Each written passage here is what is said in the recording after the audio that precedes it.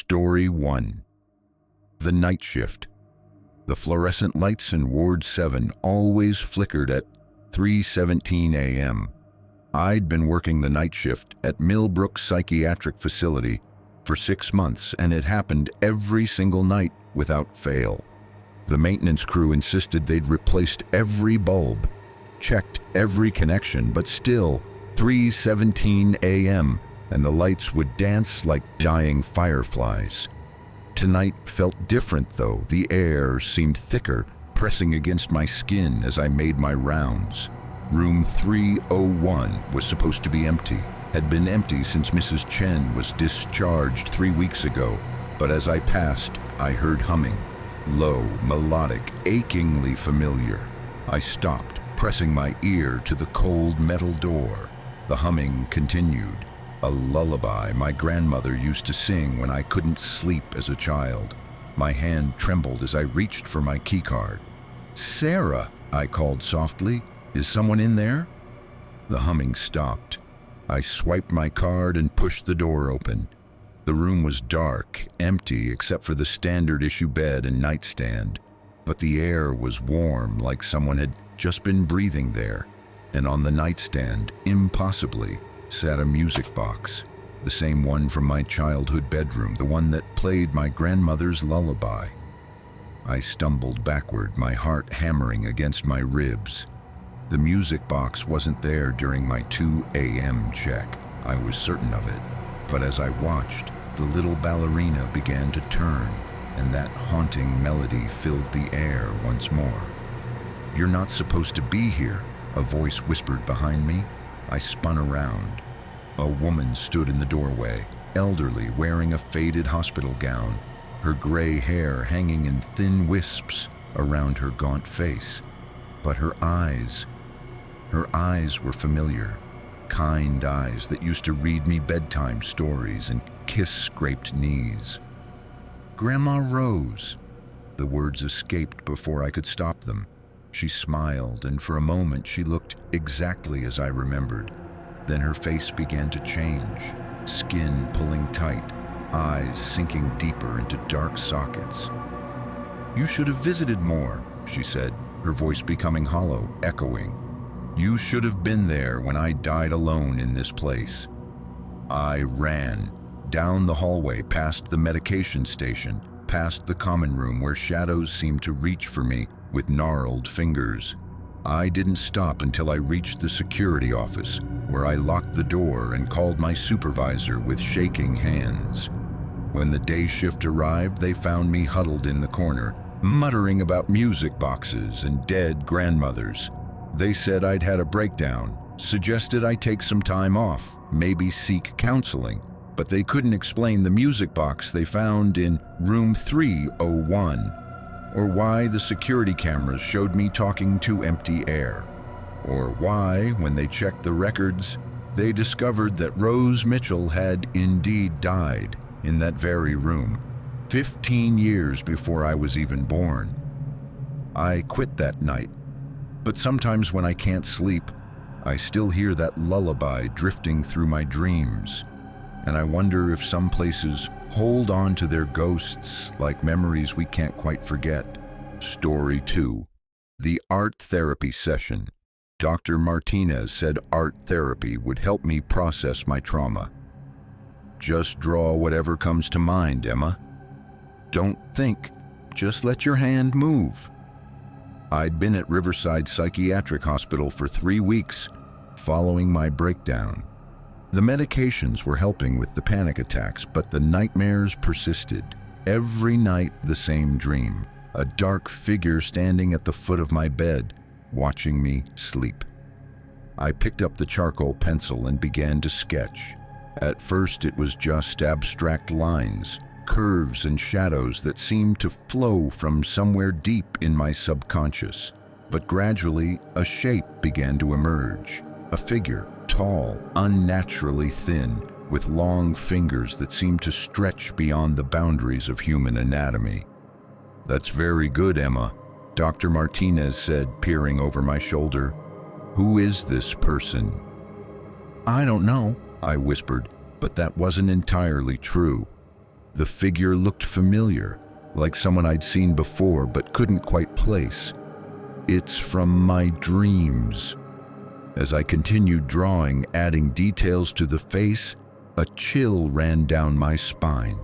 The eyes I was sketching seemed to stare back at me from the paper, dark and knowing, and the mouth. The mouth was stretched into a smile that was too wide, too predatory. "Emma, you're bleeding." I looked down at my hands. The charcoal had cut into my palms somehow, leaving dark streaks mixed with red across the drawing, but I hadn't felt any pain. I hadn't even noticed. "I think that's enough for today, Doctor," Martinez said, reaching for the sketch pad. "No!" I clutched it to my chest. "I need to finish it. I need to see who it is." But even as I spoke, I realized I already knew.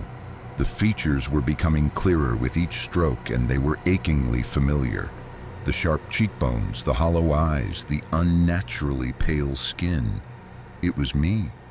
Or rather, it was what I was becoming. I held the drawing at arm's length, and my reflection in the glass window behind Dr. Martinez showed the same gaunt features, the same predatory smile. When had I gotten so thin? When had my eyes sunk so deep into my skull? "Emma, I need you to put the pencil down." But I couldn't stop. My hand moved of its own accord, adding shadows and depth to the figure that was me, but not me. And with each line, I felt something shifting inside, like pieces of myself were being rearranged, rewritten. The figure in the drawing began to move, subtly at first, a slight turn of the head, a flexing of those impossibly long fingers, then more dramatically, stepping forward as if trying to climb out of the paper itself. "She's coming," I whispered, and I wasn't sure if I meant the figure in my drawing or something else entirely. "She's been waiting for me to remember who I really am."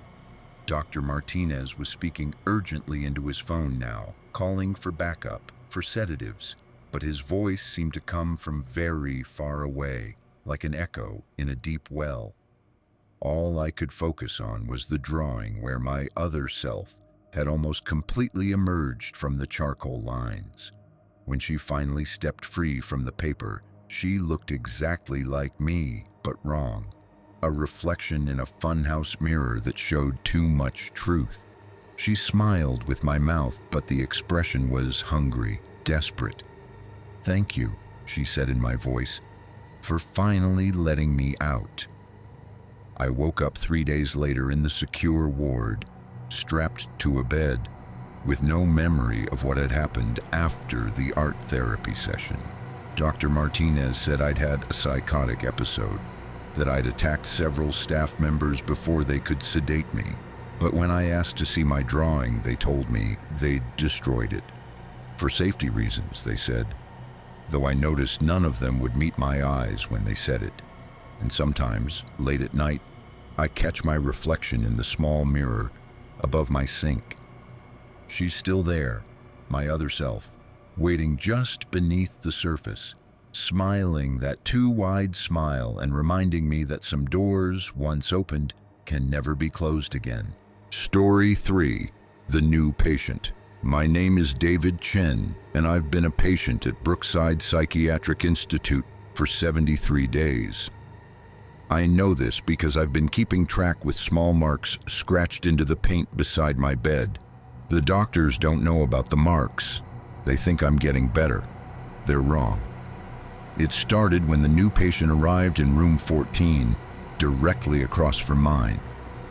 I never saw them bring him in. Psychiatric facilities are careful about that sort of thing, moving people during shift changes when most patients are in group therapy or sleeping. But one morning there he was. He looked exactly like me, not similar, not bears a resemblance, exactly like me. Same height, same build, same scar on his left eyebrow from when I fell off my bike at age 7. When he spoke during group therapy, he had my voice. When he laughed at Dr. Patel's terrible jokes, it was my laugh.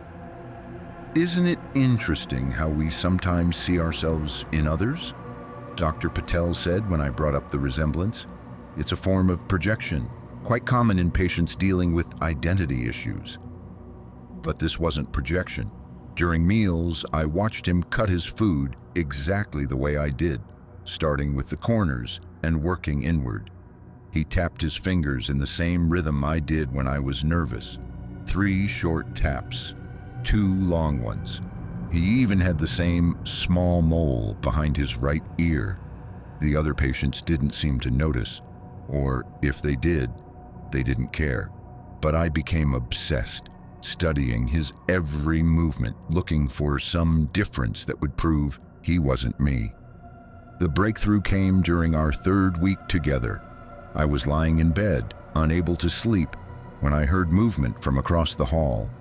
Through the small window in my door, I could see into his room. He was standing at his mirror, but he wasn't looking at his reflection. He was looking directly at me and smiling. I pressed my face against the glass, and he did the same. We stood there for what felt like hours, mirror images separated by 2 rooms and a hallway. Then he raised his hand and began writing on his window, backward so I could read it from my side. "I'm the real one," the letters spelled out in the condensation from his breath.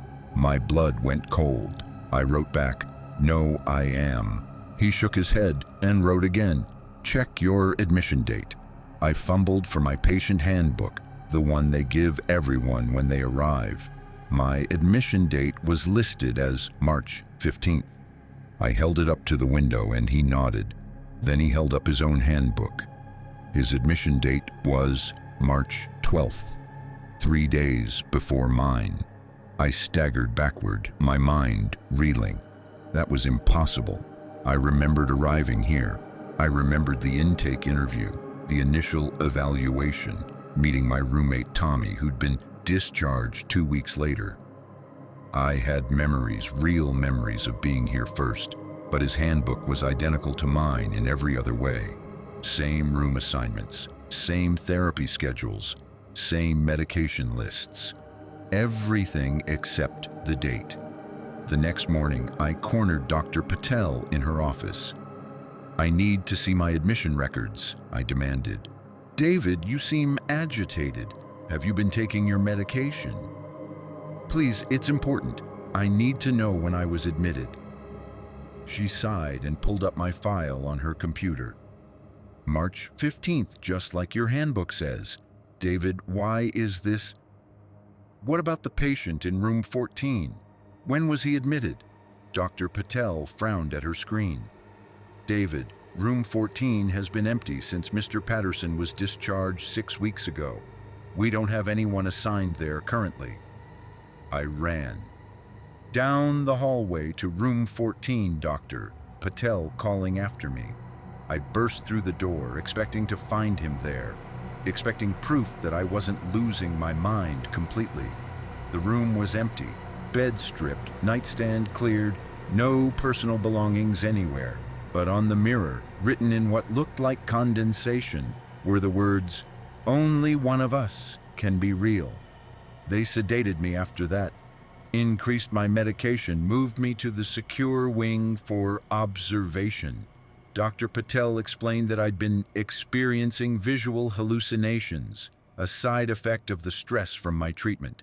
But I know what I saw, and sometimes, late at night, I catch glimpses of him in reflective surfaces, the bathroom mirror, the window glass, even the polished surface of my dinner tray. He's always there, just behind my reflection, wearing my face and my clothes and my life.